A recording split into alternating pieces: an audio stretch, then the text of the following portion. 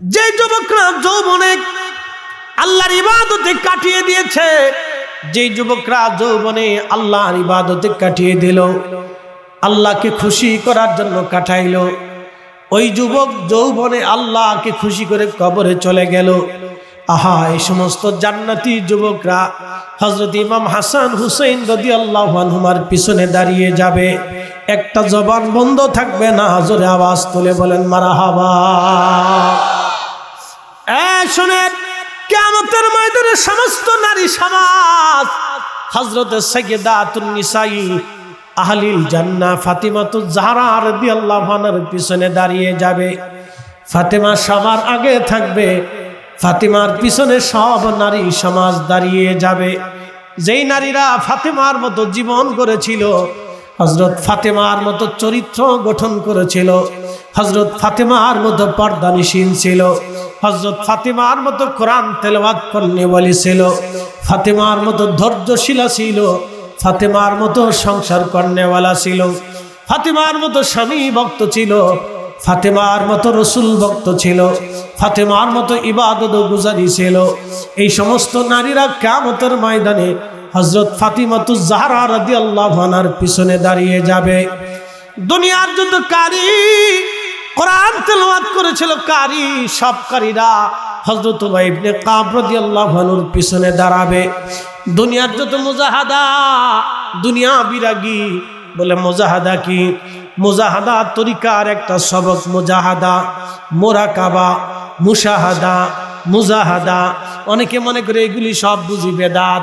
আপনি বুঝেন নাই এগুলির মর্মার্থ, আজকে বুঝে যান। মুরাকাবা, মুরাকাবা মানে ধ্যান করা, চিন্তায় নিমগ্ন হওয়া। ওয়াতাফাক্কারুনা ফি খালকিস সামাওয়াতি ওয়াল আরদ, আসমান জমিনের ভিতরে যা কিছু আছে সব কিছু নিয়ে ফিকির করা, চিন্তা করা, গবেষণা করা, নিজের ধ্যান খেয়ালকে আল্লাহর দিকে নিবদ্ধ করা, এটার নাম হচ্ছে মুরাকাবা।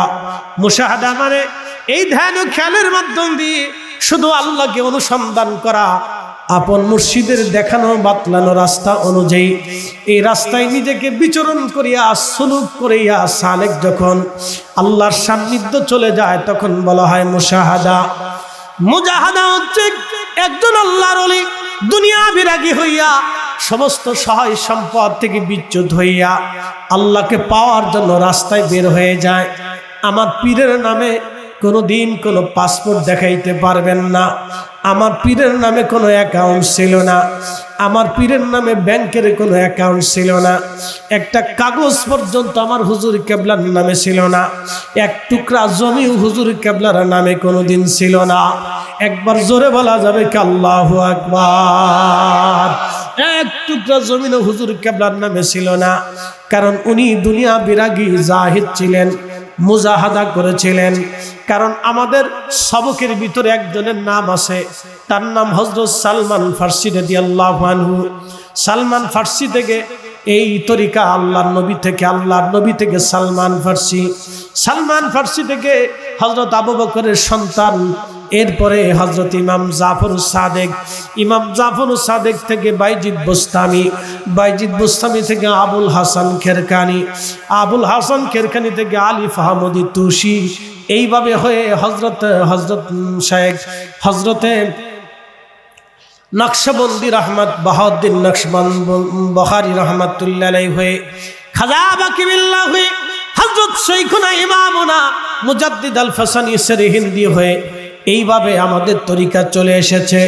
তা আমাদের তরিকার যিনি ঊর্ধ্বতন পূর্বপুরুষ ছিলেন, তার নাম হযরত সালমান ফার্সি। সালমান ফার্সি 250 বছরের একজন সাহাবী ছিলেন। 250 বছর পর্যন্ত আল্লাহ তার দুনিয়াতে হায়াত দিয়েছিলেন। 250 বছরের জীবিত সালমান ফার্সি ইন্তেকালের আগে তিনি ইরাকের গভর্নর ছিলেন। প্রত্যেক মাসে 6000, 5-4,000 থেকে 6,000 দিরহাম বেতন আসতো ওনার নামে। বাইতুল মাল থেকে ওনার নামে বেতন ধার্য হতো 6 থেকে 5,000। এই 6,000 দিরহাম উনি পাওয়ার সাথে সাথে ইরাকের যত গরিব মিসকিন ছিল সবাইরে ডাক দিতেন, সবাইরে ডেকে গরিবদের মাঝে সব সম্পদ বন্টন করে দিতেন। ওনার শুধুমাত্র ছিল একটা মাথার পাগড়ি আর শুধু গায়ে ছিল একটা আবা, একটা জুব্বা, একটা হাতের লাঠি ছিল, একটা পানি পান করার একটা কাঠের পেয়ালা ছিল, আর একটা খাবার খাওয়ার জন্য একটা কাঠের বাসন ছিল। এছাড়া ওনার আর কিচ্ছু ছিল না, ওনার আর কিছুই ছিল না। তহবন লুঙ্গি ছাড়া ওনার আর কোনো সম্পদ ছিল না। হযরত সালমান ফারসি আমাদের এই সিলসিলার একজন ঊর্ধ্বতন পূর্বপুরুষ কিভাবে মুজাহাদা করতেন দেখেন। সালমান ফারসি ইন্তেকাল করবেন, এমন সময় তিনি কাঁদতেছিলেন। তো অন্যান্য সাহাবীরা পাশে বসে আছে। সাহাবীরা বলল, ওগো সালমান ফারসি, এই সাহাবী জগতের মধ্যে আপনি বয়োবৃদ্ধ সাহাবী, আপনার মতো এত বড় লম্বা বয়স কারো নসিবে জুটে নাই। আপনাকে আল্লাহর নবী খুব ভালোবাসতেন, আল্লাহ রসুল আপনাকে খুব আদর করতেন। সালমান ফারসি গো, আপনি কি জন্য কাঁদেন? বলে, আমি কাঁদি কিয়ামতের ময়দানে আমি নবীর সামনে কোন চেহারা নিয়ে দাঁড়াবো, আমি আমার রসুলের সামনে কোন চেহারা নিয়ে দাঁড়াবো। বলে, কেন? বলে, আমার নবী দুনিয়া থেকে চলে যাওয়ার সময় মুজাহাদা করেছিলেন, সমস্ত সম্পদগুলি আল্লাহ রাস্তায় দান করে দিয়েছিলেন, কোন সম্পদ তিনি দুনিয়াতে রেখে যান নাই। কলিজার টুকরা হাসান হুসাইনের জন্য রাখেন নাই, কলিজার টুকরো মেয়ে ফাতেমার জন্য তিনি কিছু রেখে যান নাই, তিনি দুনিয়ার থেকে কোনো সম্পদ রেখে যান নাই, সব আল্লাহ রাস্তায় দান করে দিয়ে চলে গেলেন। আমার নবীর সাহাবীরা, আমার কত সম্পদ আজকে জমা হয়ে গেছে, কিয়ামতের ময়দানে আমি নবীর সামনে কোন চেহারা নিয়ে দাঁড়াবো? সাহাবীরা বললেন, কি সম্পদ আপনার জমা হয়েছে? বলে, দেখো, আমার মাথার একটা পাগড়ি জমা হয়েছে, আমার একটা জুব্বা জমা হয়েছে, আমার একটা আবা জমা হয়েছে, যেটা জুব্বার উপরে গায়ে দেয়, কুর্তা বলি বা আবা বলি। আমার একটা আবা জমা হয়েছে, আমার একটা কাঠের লাঠি আছে, আমার একটা পানির পেয়ালা কাঠের পেয়ালা আছে, আমার একটা কাঠের বাসন আছে, আমার একটা তহবন লুঙ্গি আছে। বলো, এত সম্পদ রেখে যদি আমি কিয়ামতের ময়দানে নবীজির সামনে কোন চেহারা নিয়ে দাঁড়াবো? বলো, আমার কাছে লজ্জা লাগতেছে, শরম লাগতেছে। এই জন্য ওলিদের একটা তবকার নাম মুজাহাদা। যারা মুজাহাদা করেন তারা জাহিদ। এই জাহিদ সাহাবীদের মধ্যে একজন সাহাবী ছিলেন আবু যর গিফারি। আবু যর গিফারি রাদিয়াল্লাহু আনহু। আবু যর গিফারি তিনি নিরিবিলি থাকতেন, খুব নিরিবিলি একাকিত্ব ইবাদত করতেন। সাহাবীরা এসে বিচার দিলে, ইয়া রাসূলুল্লাহ, আপনার আবু যর নিরিবিলি থাকে, আমাদের সাথে মিশে না, আমাদের সাথে সে সঙ্গ দেয় না, সময় দেয় না, শুধু নিরিবিলি আল্লাহর ইবাদতে কাটায়। আল্লাহর নবী আবু যরের ব্যাপারে সাহাবীদেরকে বললেন, সাহাবীরা রে, আমার আবু যরকে তোমরা ছেড়ে দাও, আমার আবু যরকে নিরিবিলি থাকতে দাও, আমার আবু যরকে নিরিবিলি ইবাদত করতে দাও। সে নিরিবিলি থাকবে, নিরিবিলি ইবাদত করবে, সে নিরিবিলি মারা যাবে, কিন্তু তার জানাজায় বহু মুসলমান শরীক হবে, একটা জবান বন্ধ থাকবে না। জোরে বলেন আল্লাহু আকবার। ঠাকুরগাঁওবাসী, দেবীগঞ্জবাসী, খুবই মনোযোগের সাথে কথাগুলি শুনবেন। এই জন্য মানুষকে আল্লাহর পথে দাওয়াত দিবেন। খারাপ বলার কিছু নাই, সে বুঝে নাই হয়তো, এই জন্য ভুল বুঝতেছে, তার দৃষ্টিতে বেদাত হবে, কিন্তু আল্লাহ আমাদের দৃষ্টিতে আমরা বেদাত না, আমাদের দৃষ্টিতে ইবাদত। জোরে বলেন মারহাবা। খুব মনোযোগ দিবেন হাজিরিন বন্ধুবর আমার। হযরতে মূসা আলাইহিস সালাতু ওয়াস সালামের জমানায়, অর্থাৎ বনি ইসরাইলের ভিতরে এক পতিতা নারী টাকার জন্য দেহ ব্যবসা করত। ভালো করে শুনে যান, টাকার বিনিময়ে নারী দেহ ব্যবসা করত। টাকা দিলে সে পুরুষের শয্যাশায়ী হতো। পৃথিবীতে ওই নারী খুব নিকৃষ্ট যে টাকার জন্য দেহ ব্যবসা করে, টাকার জন্য দেহ ব্যবসা করে। তার দুইটা অপরাধ হয়, একটা হলো জেনার অপরাধ, 2 নম্বর অপরাধ হলো ওই যে টাকা রুজি করে, টাকাও হারাম, তার জিন্দিগির সব কিছু হারাম, সব কিছু তার জীবনে হারাম।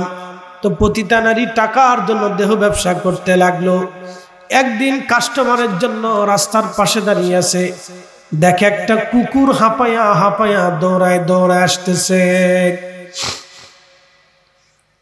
কুকুর, তৃষ্ণার্ত কুকুর দেখে এই পতিতা নারীর মনে মায়া লেগে গেল, মায়া লেগে গেল, মায়া। ভালো করে বুঝে যান, পতিতা নারীর মনে মায়া লাগলো। আমার রব, আমার আল্লাহ, আমার নবী বলতেছেন, মাত্রে মায়া লাগার পরে মহিলার পায়ের মধ্যে চামড়ার মোজা ছিল। এই চামড়ার মোজা খুলে চামড়ার মোজার ভিতরে রশি বেঁধে কুয়ার ভিতর থেকে সে পানি উঠাইলো। পানি উঠাইয়া এই পানি কুকুরকে পানি পান করাইলো। কুকুরকে পানি পান করানোর কারণে কুকুরের তৃষ্ণা মিটে গেল। আমার রাসূল বলতেছেন, আল্লাহর একটা সৃষ্টি, তৃষ্ণার্ত একটা সৃষ্টিকে পানি পান করানোর জন্য আমার আল্লাহর কাছেও মায়া লেগে গেল। সৃষ্টিকে মায়া করার কারণে আমার আল্লাহর দরবারেও মায়া লেগে গেল, মায়া লাগলো। এটাকে বলে ইহসান বিল ইহসান, দয়ার বিনিময়ে দয়া, দয়ার বিনিময়ে দয়া, দয়ার বিনিময়ে দয়া, ক্ষমার বিনিময়ে ক্ষমা। যেমন হাদিসের ভিতরে এসেছে, তোমার মুসলমান ভাই কোনো বিষয়ে অন্যায় করে ফেলছে, তুমি এই অন্যায়টা জানো, জানার পরেও তুমি তারে নিবৃত্তে এই অন্যায়টাকে সংশোধন করে দিয়েছ, কিন্তু কোনো মানুষের কাছে তুমি বলো নাই, কোনো মানুষের কাছে তুমি বলো নাই। কিয়ামতের ময়দানে আল্লাহ তোমারে ডাক দিয়ে গোপনে তোমারে মাফ করে দিয়ে বলবে, বান্দা, আমার এক মুমিন বান্দার দোষ তুমি গোপন রেখেছিলে, যাও আজকেও আমি আল্লাহ তোমার দোষ গোপন রেখে তোমারে গোপনে মাফ করে দিলাম। একবার জোরে বলা যাবে কি আল্লাহু আকবার। এটার নাম দয়ার বিনিময়ে দয়া, ক্ষমার বিনিময়ে ক্ষমা, গোপনের বিনিময়ে গোপন, গোপনের বিনিময়ে গোপন। হাওয়া ঠাকুরগাঁওবাসী খুব ভালো করে শুনে যাবেন, আল্লাহর বান্দা বান্দির উপরে আল্লাহর দয়া হয়ে গেল। আল্লাহর নবী বললেন, আমার আল্লাহ এতটাই দয়া করলো, তার সারা জীবনের জেনার গুনাহ আল্লাহ মাফ করে দিল, সারা জীবনের হারাম রুটি রুজি আল্লাহ তারে মাফ করে দিল, সারা জীবনের নাপাকি কাজ ক্ষমা করে দিয়ে আমার আল্লাহ, আমার রব তারে পবিত্র বানাইয়া আমার আল্লাহ তারে জান্নাতি বানাইয়া দিল। একটা জবান বন্ধ থাকবে না, জোরে বলেন আল্লাহু আকবার। তাহলে পতিতা নারী কুকুরকে পানি পান করে জান্নাতে চলে গেল। তাহলে বুঝেন তো আপনারা, এটার নাম দয়া, দয়া, দয়া, দয়া, দয়া, মায়া, এহসান, এহসান বিল এহসান, দয়ার বিনিময়ে দয়া, দয়ার বিনিময়ে দয়া। এই পতিতা নারী কুকুরকে পানি পান করে বেহেশত চলে গেল। ভাই আমার, খুব মনোযোগ দিবেন, কথা শুনে যান। এখন আমাদের দেশে যারা ফতোয়া দেয়, মিলাদের তাবারক বেদাত, মাহফিলের তাবারক বেদাত, মিলাদুন নবীর তাবারক বেদাত, জলসার তাবারক বেদাত, ফাতিহার তাবারক বেদাত, বেদাত বেদাত বলে আপনি ফতোয়া দিলেন। আপনার দৃষ্টিতে ফতোয়া হতে পারে, দিতে পারেন, কিন্তু যিনি খাওয়াইলেন তিনি খাওয়াইয়া জান্নাতে চলে যাইতেছে। একবার জোরে করেন আল্লাহু আকবার। আপনি বেদাতের ফতোয়া দিতে থাকবেন, আর আমরা খাওয়াইয়া খাওয়াইয়া আল্লাহর খুশি সন্তুষ্টিও তালাশ করতে পারি, ঠিক কিনা? বলে হুজুর কোন ভিত্তিতে? আমি আপনাকে বোঝাচ্ছি। নবীজি বলেন, তুতিইমুত তাম, তোমরা মানুষকে খাওয়াও, তোমরা মানুষকে খাওয়াও, তোমরা মানুষকে খাওয়াও, তোমরা মানুষকে খাওয়াও। একটা পতিতা নারী কুকুরকে পানি পান করে যদি জান্নাতে চলে যায়, আপনি বুঝেন তো, কুকুরের বাহিরেও নাপাক, ভিতরেও নাপাক, পতিতা নারী সেও নিজেও নাপাক, কারণ সে জেনা করে। জেনা করে যে টাকা পাও, ওই টাকা দিয়ে খাবার কিনে খায়, তো ওই খাবারও নাপাক, জেনাও নাপাক, পতিতা নারীও নাপাক, কুকুরও নাপাক। এক নাপাক আর এক নাপাক রে পানি পান করে যদি জান্নাতে চলে যেতে পারে, তাহলে আমরা মুসলমান আর এক মুসলমানদের খাওয়াইয়া আমরাও জান্নাতের আশা করতে পারি। কথা বলেন ঠিক কিনা? আরো আইতাল্লাযী ইউকাযযিবু বিদ্দীন। হুজুর, আপনি কি দেখেন না আখিরাতকে কারা অস্বীকার করে, বিচার দিবসকে কারা অস্বীকার করে? নবীজি আপনি কি দেখেন না, লক্ষ্য করেন না, যারা আখিরাতের ফয়সালাকে কারা অস্বীকার করে? আর ওয়াইতাল্লাযী ইউকাযযিবু বিদ্দীন ফাযালিকাল্লাযী ইয়াদুউল ইয়াতীম, যারা এতিমকে রূঢ় ব্যবহার করে তাড়িয়ে দেয়, এতিমের হক যারা নষ্ট করে, এতিমকে ঘাড় ধাক্কা দিয়ে যারা বের করে দেয়। শোনেন, যারা এতিমের মাল খায়, এতিমের হক নষ্ট করে দেয়, এতিমের অর্থ আত্মসাৎ করে, এতিমকে যারা ঘাড় ধাক্কা দিয়ে বের করে দেয়, এতিমের সম্পদ যারা বুঝাই দেয় না, আল্লাহ বললেন তারা আখিরাত অস্বীকার করনেওয়ালা, তারা জাহান্নামী। আমি কিয়ামতের ময়দানে তাদেরকে ঘাড় ধাক্কা দিয়ে আমার দরজা থেকে বিতাড়িত করে দেব। ঠাকুরগাঁওবাসী, রব্বুল আলামিন আমার রব আমার আল্লাহ পাকের পরে বললেন ওয়ালা ইয়াহুদ্দু আলা তাআমিল মিসকিন, যারা মিসকিনকে খাদ্যদানে অনুৎসাহিত করে, যারা মিসকিনকে খাদ্যদানে যারা অনুৎসাহিত করে, নিজেরাও খাওয়াবে না, অন্যকেও খাইতে দেবে না, নিজেরাও খাওয়াবে না, অন্যকেও খাইতে দিতে চাবে না, এমন মিসকিনকে খাদ্যদানে যারা অনুৎসাহিত করে, তারা কিয়ামতের ময়দানে বিতাড়িত হবে। কিয়ামতের ময়দান তারা অস্বীকার করে, আল্লাহর আদালতকে তারা অস্বীকার করে, তারা জালিম। এই জালিম থেকে আল্লাহ আমাদের হেফাজত করুন, জোরে বলেন আমিন।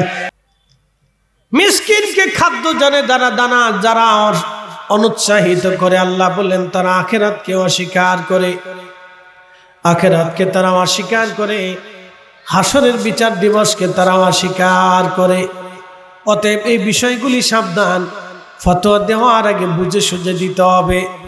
কারণ আপনি এমনও হতে পারে আপনার ফতোয়ার কারণে কত মাহরুম হয়ে যাবে গরিব মানুষ। আচ্ছা আপনারা বলেন তো, আজকের তাবারক শুধু কি ধনীরা পাবে, গরিবরা পাবে কি পাবে না?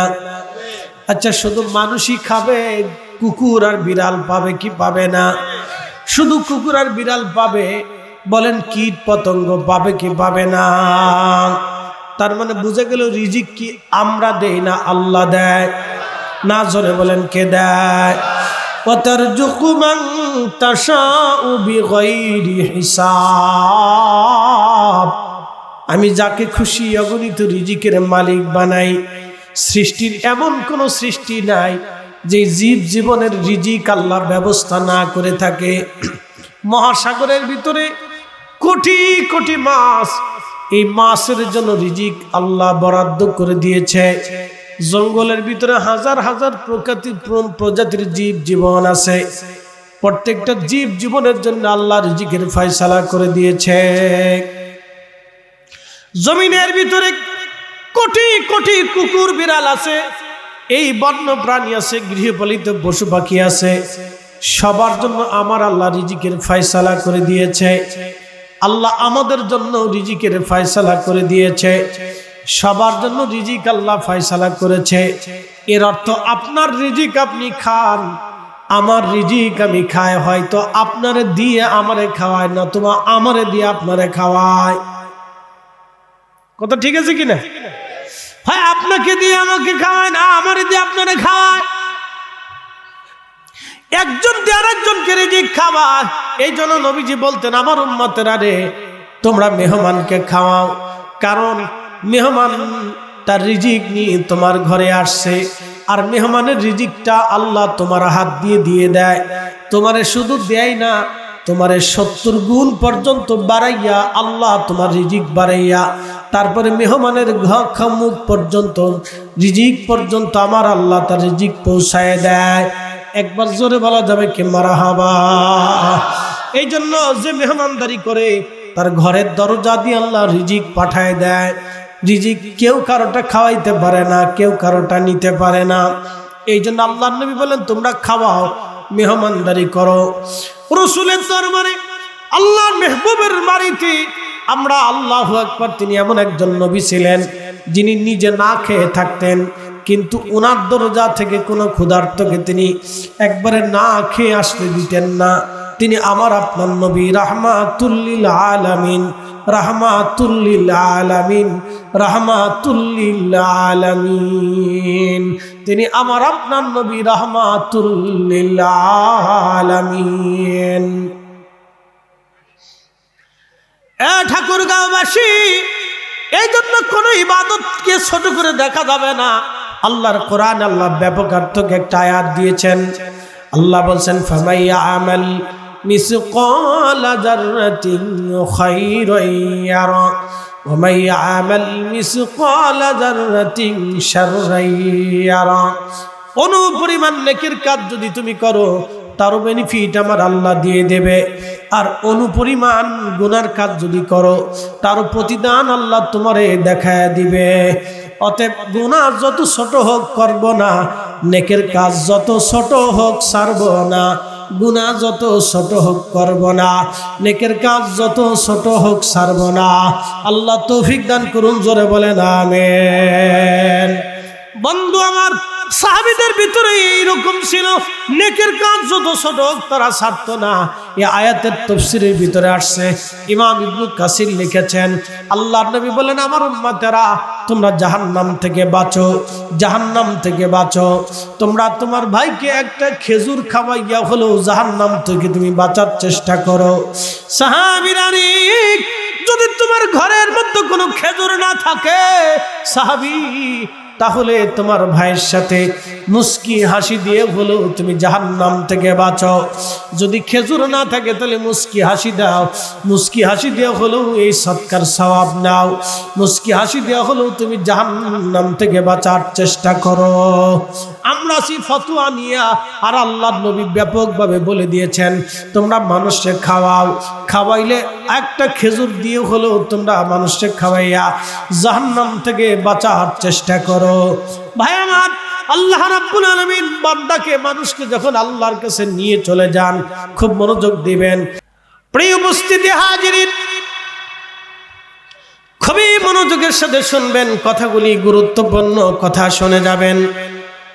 কিয়ামতের ময়দানে আমরা আল্লাহর আদালতে দাঁড়িয়ে যাব, সাহাবীরা আল্লাহর আদালতে দাঁড়িয়ে যাবেন, প্রিয় নবীজি আল্লাহর আরশে আল্লাহর সামনে দাঁড়িয়ে যাবেন।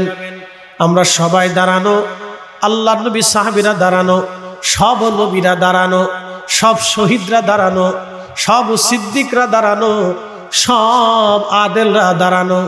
নবীজি বললেন উম্মতেরা রে, দুনিয়ার যত মুয়াজ্জিন, সব মুয়াজ্জিনরা আমার বেলালের পিছনে দাঁড়াবে, কারণ আমার বেলাল হলো মুয়াজ্জিনদের সর্দার। একবার জোরে বলা যাবে কি মারহাবা। দুনিয়ার ভিতরে যারা ন্যায় বিচার করবে, কিয়ামতের ময়দানে হযরত ওমরের পিছনে তার জায়গা হয়ে যাবে। দুনিয়ার ভিতরে যারা দানশীল, শুধু আল্লাহর জন্য যারা দান করে, আল্লাহকে খুশি করার জন্য যারা দান করে, কিয়ামতের ময়দানে হযরত উসমান গনি রাদিয়াল্লাহু আনহুর পিছনে তাদের জায়গা হয়ে যাবে। দুনিয়ার ভিতরে যারা বীর বাহাদুর, ইসলামের জন্য জিহাদের ময়দানে তারা কাটিয়ে দিয়েছে, কিয়ামতের ময়দানে তাদের হযরতে আলী রাদিয়াল্লাহু আনহুর পিছনে জায়গা হয়ে যাবে। একবার জোরে জোরে বলা যাবে কি মারহাবা। দুনিয়ার ভিতরে যারা শহীদ, আল্লাহর দ্বীন প্রতিষ্ঠিত করতে যাইয়া, ইসলামের জন্য, ইসলামী দেশের জন্য যারা জীবন দিয়ে দিল, বাইতুল আকসার জন্য যারা জীবন দিল, আল্লাহু আকবার, সেই দিন তাদের হযরত সাইয়্যিদুশ শুহাদা আমির হামজা রাদিয়াল্লাহু আনহু সবার আগে দাঁড়িয়ে থাকবেন। আর দুনিয়ার সমস্ত শহীদরা হযরত সাইয়্যিদুশ শুহাদা আমির হামজা রাদিয়াল্লাহু আনহুর পিছনে দাঁড়াবে। একবার আওয়াজ তুলে বলা যাবে কি মারহাবা। 12টার ভিতরে ক্লোজ দিয়ে দেন, সমস্যা কি? একসাথে বলি না আল্লাহু আকবার, না আরো জোরে বলি আল্লাহু আকবার। নারে তাকবীর, নারে রিসালাত। বিশ্বলি খাদা ফরিদপুরি, তরিকা নকশবন্দিয়া মুজাদ্দিদিয়া, সত্য তরিকা, বিশ্ব জাকির মঞ্জিল। নারে তাকবীর। বসে। প্রিয় উপস্থিতি, আমি মহাগ্রন্থ পবিত্র কুরআনুল কারীম থেকে একটা আয়াত তেলাওয়াত করেছি, দুটি আয়াত। এর নিরিখে কিছু আলোচনা উপস্থাপন করবো। আল্লাহ তৌফিক দিক, দোয়া করে বলে না আমি। কোরআন কারীমের ভিতরে আল্লাহ আমাদেরকে ধৈর্যের সুসংবাদ দিয়েছেন। পরীক্ষার জন্য আল্লাহ আমাদেরকে আবার সেটাও বলে দিয়েছেন, বলা নাবুলুয়ান্নাকুম বিশাইয়্যিম মিনাল খাউফ। আপনি পৃথিবীতে আসছেন, ভাবতেছেন পরীক্ষা হবে না নাকি? আমাদেরকে দুনিয়াতে কে পাঠাইছে? আল্লাহ পাঠাইছে। কেন পাঠাইছেন? লিয়াবলুয়াকুম, পরীক্ষা করার জন্য। তো কি পরীক্ষা? আইয়ুকুম আহসানু আমালা, উত্তম আমলের পরীক্ষা, নেক কাজের পরীক্ষার জন্য আল্লাহ আমাদেরকে দুনিয়াতে পাঠিয়েছে। এটা লাইট বন্ধ করে দিন। নেক কাজের পরীক্ষার জন্য আল্লাহ আমাদেরকে পাঠিয়েছে। তো আল্লাহ কোরআনে বললেন, বলা নাবলুয়ান্নাকুম, তোমাদেরকে আমি পরীক্ষা করব বিশাইয়্যিম মিনাল খাউফ, ভয় দিয়ে। ভয়, তোমাদেরকে ভয় দিয়ে পরীক্ষা করব। ওয়াল জুই ওয়া নাকসিম মিনাল আমওয়াল, তোমাদের সমস্ত মাল সামানা, সহায় সম্পদ যা আছে সব নষ্ট করে দিয়ে পরীক্ষা করব। ওয়াল আনফুসি ওয়াস সামারাত, তোমাদের জীবনকে কেড়ে নিয়ে, শস্য শ্যামলকে নষ্ট করে দিয়ে, দুর্ভিক্ষ দিয়ে তোমাদেরকে পরীক্ষা করব। খুব মনোযোগ দিবে। তোমাদের জীবন কেড়ে নেওয়া হবে, এটা দিয়ে পরীক্ষা করব। খুব মারাত্মক পরীক্ষা। কিন্তু আপনি যত সহজ ভাবতেছেন, বিষয়টা কিন্তু সহজ না, বিষয়টা জটিল। প্রথম নম্বর ভয়। আমি তোমাদেরকে ভয় দিয়ে পরীক্ষা করব। দ্বিতীয় নম্বর পরীক্ষা হচ্ছে তোমাদের মাল সামানা সব নষ্ট করে দিব। তৃতীয় নম্বর পরীক্ষা তোমাদের জীবন কেড়ে নিব। চতুর্থ নম্বর পরীক্ষা তোমাদেরকে দুর্ভিক্ষ দিব, অভাব দিয়ে দিব, খাদ্যের সংকট দিয়ে পরীক্ষা করব। আপনারা কি ভাবেন বাংলাদেশে দুর্ভিক্ষ আসতে পারে না? সারা পৃথিবীতে দুর্ভিক্ষ আসতে পারে না? পারে। আজকের খবরে প্রেসিডেন্ট ট্রাম্প ঘোষণা দিল, আমি একটা সভ্যতাকে পৃথিবীর মানচিত্র থেকে মুছে দিব। আচ্ছা বলেন, কোন প্রেসিডেন্টের হাতে কি সভ্যতা থাকা না থাকার কোনো গ্যারান্টি আছে? একসাথে বলেন। না না, জোরে বলেন। হালাকু খানের পক্ষ থেকে মিশরের বাদশার কাছে চিঠি গেল, আমি তোমাদের সমস্ত জনপদের মানুষকে হত্যা করব। মনে রাখো, তোমাদের আল্লাহ তোমাদের উপকারে আসবে না। তোমাদের মসজিদ সমূহ আমি বিরান করে দিব। সেই যুদ্ধে আল্লাহ রাব্বুল আলামিন মঙ্গলদের পরাজিত করল। একসাথে বলেন আল্লাহু আকবার। শুধু পরাজিত করে নাই, পুরা আরব থেকে মঙ্গলদেরকে তাড়িয়ে দিল। ট্রাম্পের সময় এসে গেছে, সারা আরব থেকে তারাও বিতাড়িত হবে। একসাথে বলবেন আল্লাহু আকবার। না হয় না, আরেকটু জোরে বলেন। দাম্ভিকতা আল্লাহ পছন্দ করে।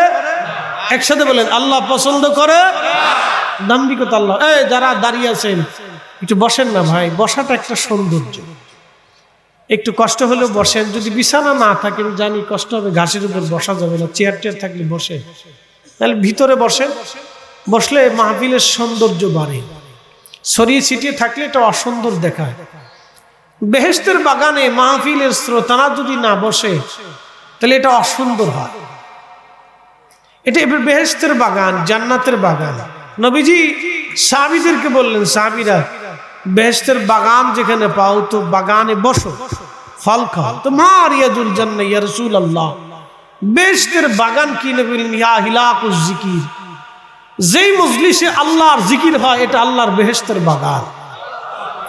একসাথে বলে, কিসের বাগান? বেহেশতের বাগান। যে মজলিসে আল্লাহর জিকির হয়, এটা বেহেশতের বাগান। আমরা যদি পৃথিবীতে এই বাগানে বসতে না পারি তাহলে বুঝতে হবে আমার মতো কপাল পরা আর পৃথিবীতে কেউ নাই। কথা ঠিক আছে না? এটা একটা বদনসিব যে আপনি চারপাশ দিয়ে ঘুরলেন কিন্তু ভিতরে বসতে পারলেন না। আপনি চারিপাশে ঘুরলেন কিন্তু ভিতরে বসতে পারলেন না। চারপাশে ঘুরলেন কিন্তু বসতে পারলেন না। এটা একটা বুঝতে হবে যে আপনার কপালটা বদনসিব। আপনি মসজিদে গেলেন কিন্তু মসজিদের চারপাশ দিয়ে ঘুরলেন কিন্তু ভিতরে ঢুকে নামাজ পড়তে পারলেন না। তা আপনার মতো বদনসিব দুনিয়াতে তো নাই। আপনাদেরকে আরেকটু বুঝাই, বর্তমান পৃথিবীতে মানুষ আছে 800 কোটি, মাত্র 200 কোটি মুসলমান, বাদ বাকি 600 কোটি অমুসলিম। ভালো করে বুঝবেন, এই 600 কোটির ভিতরে সমরবিদ আছে, রাজনীতিবিদ আছে, অর্থনীতিবিদ আছে, ডক্টর আছে, চ্যান্সেলর আছে, অধ্যাপক আছে, অধ্যক্ষ আছে, বিজ্ঞানী আছে, দার্শনিক আছে, অনেক বড় বড় হায়ার এডুকেটেড পার্সন, মেধাবীরা আছে। কিন্তু তাদের মেধা তাদেরকে আল্লাহ চিনতে সাহায্য করে নাই। তাদের এই মেধা, তাদের এই জ্ঞান, তাদের এই শিক্ষা, তাদের এই দীক্ষা, তাদের এই গবেষণা, তাদের এই রসায়ন, তাদের পদার্থবিদ্যা, তাদের ডাক্তারি বিদ্যা, তাদের রাজনীতির বিদ্যা, কোনো কিছুই তাকে আল্লাহ চিনতে সাহায্য করে নাই, রসুল চিনতে সাহায্য করে নাই। নবীকে চিনল কে? বেলালের মতো কৃতদাস। নবীকে মানল কে? হযরত আবু যর গিফারির মতো একজন বেদুইন। রসুলকে মানল কে? হযরতে সুমাইয়া রাদিয়াল্লাহু আনহার মতো কৃতদাস এক নারী। নবীকে চিনল কে? হযরত ইয়াসার রাদিয়াল্লাহু আনহুর মতো এক দরিদ্র মুসলমান। নবীকে চিনল কে? ওই জামানার সবচেয়ে হীন, দরিদ্র, হীন পরিবারের মানুষরা, তারা রসুলকে মেনে নিল, আল্লাহকে মেনে নিল, আল্লাহর কোরআনের আইনকে মেনে নিল। কথা বলেন ঠিক না বেঠিক? তাহলে বলেন ঈমান কি মেধা দিয়ে হয়? একসাথে বলেন, ঈমান কি মেধা দিয়ে না ভাগ্য দিয়ে? একসাথে বলেন, ঈমান কি মেধা দিয়ে না ভাগ্য দিয়ে? ঈমান কি পড়াশোনা দিয়ে না ভাগ্য দিয়ে? ভাগ্য দিয়ে। ঈমানের জিন্দেগি মেধা দিয়ে হয় না। আচ্ছা, আপনাদেরকে প্রশ্ন করি, পৃথিবীতে ইসলামের ভিতরে অনেকগুলি সেক্টর আছে, ভাগ আছে। যেমন আমাদের যারা বক্তা, আমরা এক সেকশনে, যারা মাদ্রাসায় হাদিস পড়ায় তারা একটা সেকশনে, যারা নুরানি কায়দা পড়ায় তারা একটা সেকশনে, যারা হেফজখানায় পড়ায় তারা একটা সেকশনে। সবাই আলেম, সবার পরিচয় আলেম, মৌলানা, মুফতি, মুহাদ্দিস, শাইখুল হাদিস, সবাই কোরআন কিতাব সম্পর্কে অভিজ্ঞ। পৃথিবীতে আর একটা সেক্টর আছে, সেক্টরের নাম ইসলামের ভিতরে অলি। অলিদের ভিতরে অনেকগুলি ভাগ আছে, গাউস আছে, কুতুব আছে, আবদাল আছে, মুজাদ্দিদ আছে। একসাথে কর না মারহাবা। এর ভিতরে আবার ভাগ আছে। তো সবাইরই আল্লাহর অলি বলা হয়। যিনি মুজাদ্দিদ তারে অলি বলে, যে আবদাল তারে অলি বলে, যে কুতুব তাকে অলি বলে, সবাইকে অলি বলা হয়। তা আলেমদের ভিতরে যেমন সেকশন আছে, ভাগ আছে, সবাইকে আলেম বলা হয়। তো ঠিক ওই রকম অলিদের ভিতরে এরকম ভাগ আছে, কিন্তু সবাইরই অলি বলা হয়। মনোযোগ দিবেন। আপনি যদি কোরআন শিখতে চান তো কারির কাছে যেতে হবে। আপনি যদি কোরআনকে হেফজ করতে চান তো হাফিজ সাহেবের কাছে যেতে হবে। আপনি যদি হাদিস বুঝতে চান তো মুহাদ্দিসের কাছে যেতে হবে। আপনি যদি কোরআন তাফসীর শিখতে চান তো মুফাসসিরের কাছে যেতে হবে। আপনি যদি ফিকহ ফতোয়া দিতে চান, ফিকহি মাসালা জানতে চান তো ফকির কাছে যেতে হবে, মুফতির কাছে যেতে হবে। ভালো করে বুঝবেন। আপনি যদি ডাক্তার হতে চান তো ডাক্তারের কাছে যেতে হবে। এই যে পোস্টার যারা বানায় না, বিলবোর্ড যারা জানায় না, কারণ আমাকে যদি বলেন হুজুর আপনি এরকম পোস্টার বানায়, বিলবোর্ড বানায় আমরা বানায় দেন, তো আমি পারতাম না, কারণ এই বিদ্যা আমার না। আপনি যদি কৃষক হতে চান তো কৃষকের কাছে যেতে হবে। আপনি যদি রাজনীতি বুঝতে চান তো রাজনীতিবিদদের সংস্পর্শে আপনার থাকতে হবে। আপনি যদি অর্থনীতিবিদ হতে চান তাহলে অর্থনীতিবিদের কাছে আপনাকে থাকতে হবে, শিক্ষা নিতে হবে। আপনি যদি ডাক্তার হতে চান তো প্র্যাকটিক্যাল থিওরিক্যাল আপনাকে ডাক্তারের শরণাপন্ন হতে হবে। এখন আপনাদেরকে প্রশ্ন করি, ডাক্তারি বিদ্যা শিখার জন্য ডাক্তারের কাছে গেলেন, বেদাত হলো না? কোরআন শরীফ শিখার জন্য কারির কাছে গেলেন, বেদাত হলো না? হাদিস শিখার জন্য মুহাদ্দিসের কাছে গেলেন, বেদাত হলো না? ফতোয়া জানার জন্য ফকির কাছে গেলেন, বেদাত হলো না? অঙ্ক শিখার জন্য অঙ্কবিদের কাছে গেলেন, বেদাত হলো না? রসায়ন শিখার জন্য রসায়নবিদের কাছে গেলেন, বেদাত হলো না? দার্শনিকতা শিখার জন্য দার্শনিকের কাছে গেলেন, বেদাত হলো না? অলি হওয়ার জন্য অলির কাছে গেলে বেদাত কেন হয়? বুঝেন নাই মনে হয়? প্রশ্ন সহজ, উত্তরও সহজ। অলির কাছে গেলে অলি হওয়ার জন্য তো বেদাত কেন হয়? বুঝতে হবে এখানে ডালমে কুচ কালায়, কি কথা কন না, ঝামেলা আছে। সুবিধাবাদ জিন্দাবাদ, বুঝতে পারছেন? যে যেটা বুঝে সে সেইভাবেই ফতোয়া মারতেছে। মনোযোগ দিয়ে কথা শুনবেন। ইসলামের ভিতরে অনেকগুলি ভাগ আছে, সাহাবীদের ভিতরে অনেকগুলি সেকশন ছিল। হযরত আবু বকর, ওনার ভাগটা হলো সিদ্দিক। একসাথে কেন আল্লাহু আকবার। ওনার ভাগ কি? হযরত ওমর, উনি হলেন আদেল, ন্যায় বিচারক। হযরত আলী, উনি হচ্ছে আলী হায়দার, বীর যোদ্ধা। হযরত উসমান, উনি হচ্ছেন দানশীল। হযরতে বেলাল, উনি মুয়াজ্জিনে রাসূল।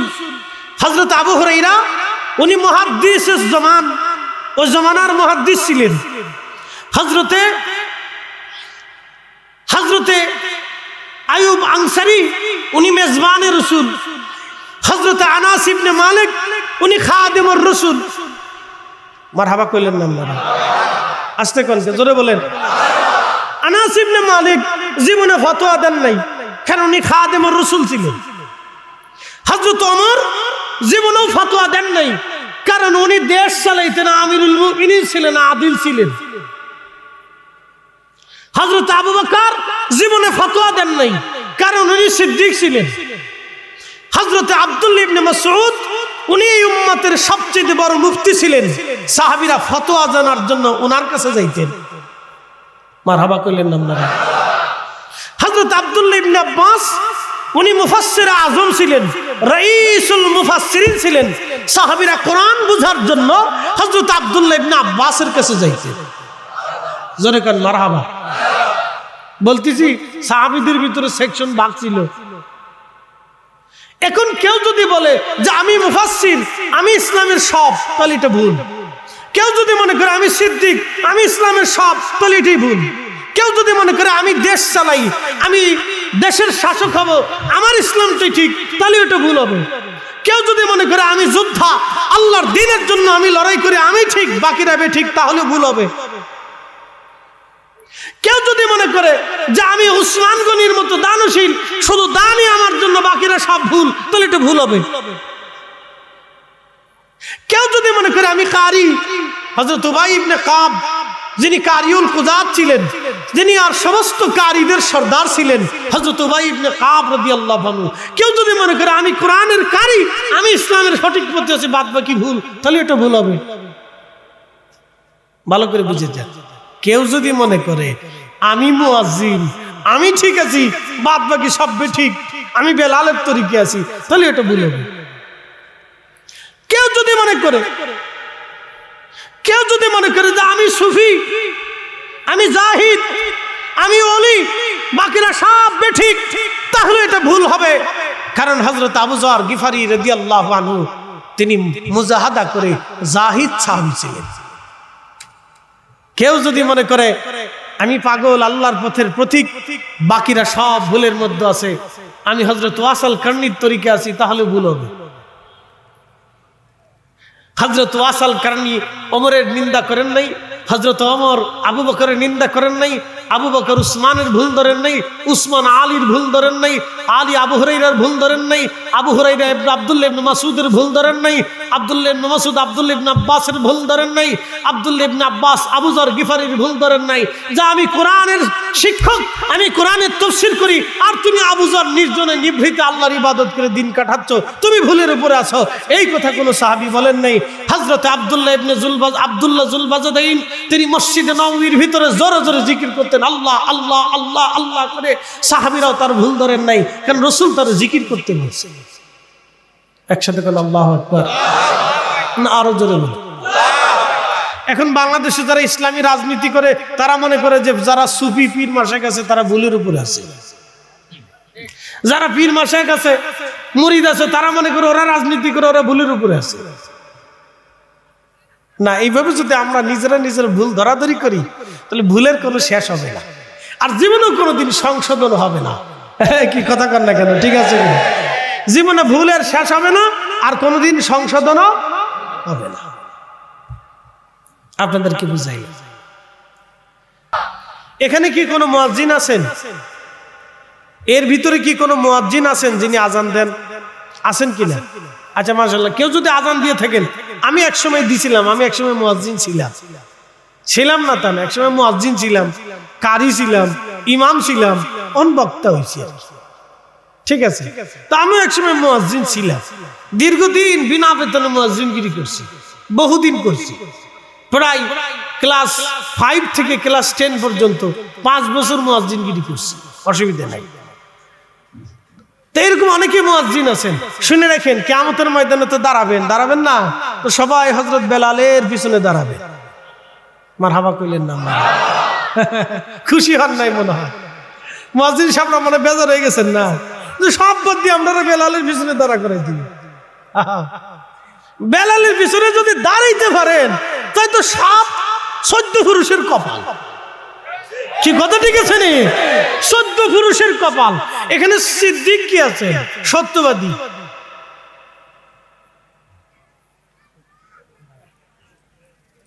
যদি সিদ্দিক হয়ে থাকেন, মানে সত্যবাদী কিভাবে আমি বলে দিই। আমরা সবাই কম বেশি মিথ্যা কথা বলছি, মুফতি সাহেব বলছে, আমিও বলছি, বুজুর্গি দেখানোর কিছু নাই। কি কথা ঠিক আছে না? বুজুর্গি দেখানোর কিছু নাই, ভুল আমরা সবাই করছি, গুনাহ আমরা সবারই আছে, এখানে বুজুর্গি দেখানোর কিছু নাই। মুফতি সাহেব মিশা বলছে, আমিও বলছি, উনিও বলছে, হেও বলছে, সবাই বলছে, বলছি না ভাই? তো সিদ্দিক কেমন হবে? যদি আপনি তওবা করিয়ে জীবনে তওবা করেন যে আল্লাহ জীবনের বাকি জিন্দেগি আর কোনোদিন মিথ্যা বলবো না, সত্যের উপরে যদি থাকতে পারেন, তাহলে মনে রাখেন কিয়ামতের ময়দানে আবু বকর সিদ্দিক রাদিয়াল্লাহু আনহুর পিছনে আপনার জায়গা হয়ে যাবে। একসাথে বলবেন না মারহাবা?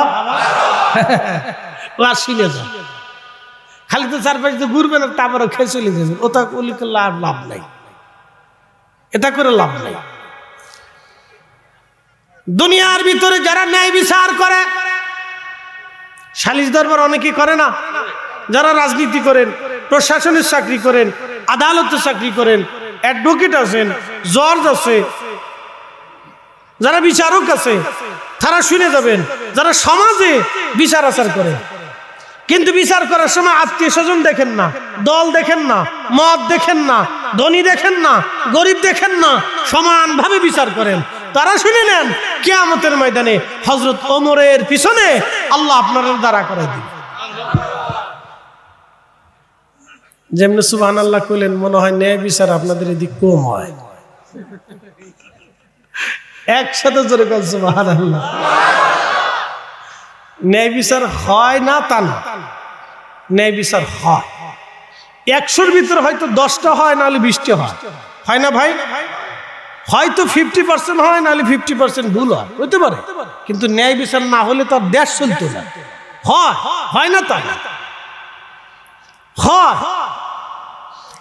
খুব মনোযোগ দেবেন।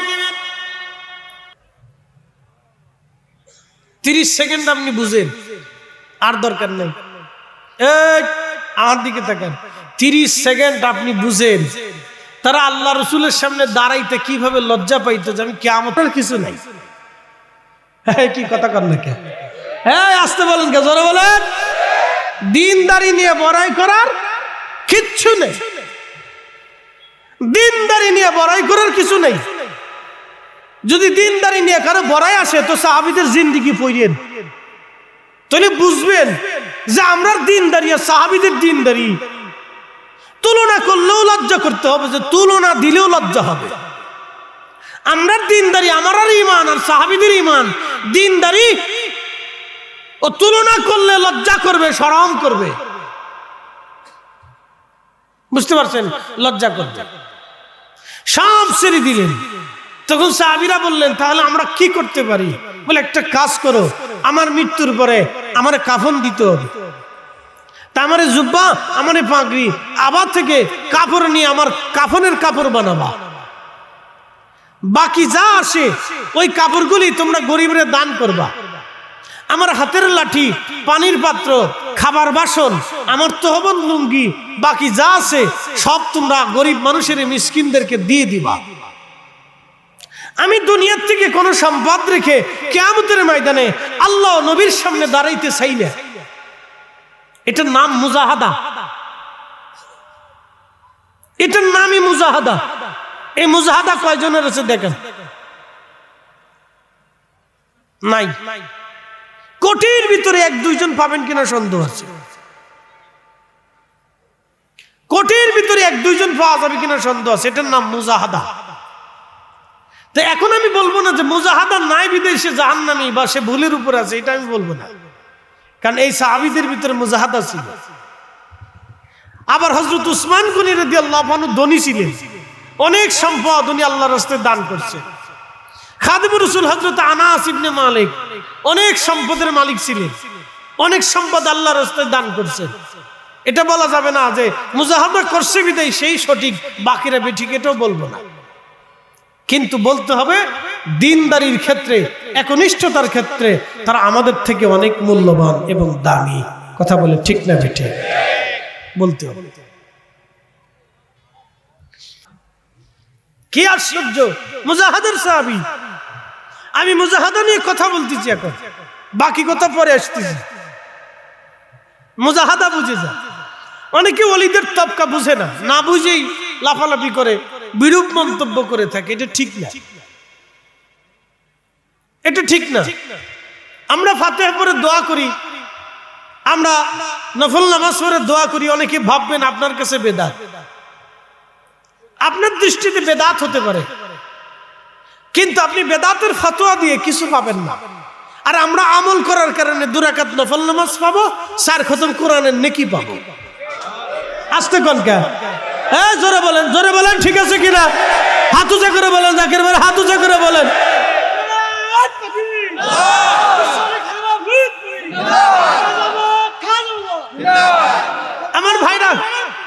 আমার ভাইরা বেদাতের ফতোয়া দিয়ে নিজেরা নিবৃত্তে থাকবে, কিন্তু আমরা 2 রাকাত নফল নামাজ পড়ার কারণে আমরা আমল নামায় নেকি হবে, আর ফাতিহা পড়ার কারণে 4 খতম কোরআনের নেকি জমা হয়ে যাবে।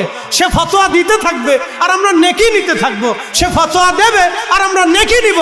কথা বলেন ঠিক না বেঠিক? তো যারা ফতোয়া দিবে তার মন্দ বলার কিছু নেই, তার মন্দ বললেন না, কারণ সে বুঝে না। কি কথা ঠিক আছে কিনা? সে বুঝেন, তাকে মন্দ বলেন কিছু নেই, গালিগালাজ করেন। এগুলো আমরা আবার তরিকতের বহির্ভূত কাজ। উদু ইলা সাবিলি রাব্বিকা বিল হিকমাতি ওয়া মাউইদাতিল হাসানা। তোমরা মানুষকে আল্লাহর দিকে ডাকো, কি দিয়ে? হিকমত দিয়ে, কোরআন সুন্নাহ দিয়ে, যুক্তিপূর্ণ কথা বলে মানুষে আল্লাহর দিকে ডাকো। ওয়া মাউইদাতিল হাসানা, সুন্দর সুন্দর বাক্য দিয়ে, ভালোবাসার কথা বলে তোমরা মানুষে আল্লাহর দিকে ডাকো। একসাথে কেন মারাবা? মুসা আলাইহিস সালাম বদ মেজাজি ছিলেন, দুঃখিত নবীদের বেলায় শব্দ বেমানান। মুসা আলাইহিস সালাম একটু মেজাজি ছিলেন, জালালি ছিলেন, খুব রাগ করতেন, খুব রাগান্বিত ছিলেন, রাগ বেশি ছিল, রাগ বেশি ছিল। তো মুসা আলাইহিস সালামকে আল্লাহ বলেন, মুসা তুমি ফেরাউনের কাছে যে দাওয়াত দাও। কিন্তু আল্লাহ তো জানে মুসা আলাইহিস সালাম একটু জালালি, দাওয়াত দিতে যাইয়া আবার ফেরাউনে উচ্চ বাচ্চ করে যদি কিছু বলে তো ফেরাউনও তো বদমেজাজি, শেষে আবার উল্টে পাল্টা হয়ে যাবে। তা আল্লাহ দাওয়াত দেওয়ার সময় বলতেছিল, মুসা রে দাওয়াত দিও নরম ভাষা দিয়ে, গরম হইও না কিন্তু। একসাথে কেন মারহাবা। এই আমার পীরেরে দেখছেন কোনোদিন গরম হইতে? একসাথে বলেন দেখছেন? সবার সাথে সুন্দর আচরণ করত। যে সারা জীবন গীবত করছে তার সাথেও সুন্দর করত। যে হুজুরের গালিগালাজ করছে সে গেলেও হুজুর বলতো খাইছেননি, আগে খেয়ে নেন, উনি আমার মেহমান, ওনাকে সুন্দর করে আপ্যায়ন করেন। কি কথা কর নাকি? জিজ্ঞাসাও করে নাই যে আপনি আমার গালিগালাজ করছেন কি, আগে জবাব দেন, পরে খাবার খেয়ে। আর আমরা হলে কি তা করতাম? পাইছি পাইছি, আপনি নেই কাজ করছেন, আমার গীবত করছেন, আমার বার গালিগালাজ করছেন, মন্দ ছন্দ বলছেন, আপনি আইছেন আমার কাছে। আমরা বদমেজাজি করতাম, খারাপ আচরণ করতাম, কিন্তু উনি করেননি। একসাথে বলেন আল্লাহু আকবার। এটার নাম ধৈর্য। একসাথে বলেন এটার নাম কি? জোরে বলেন এটার নাম কি? ধৈর্য। ধৈর্য।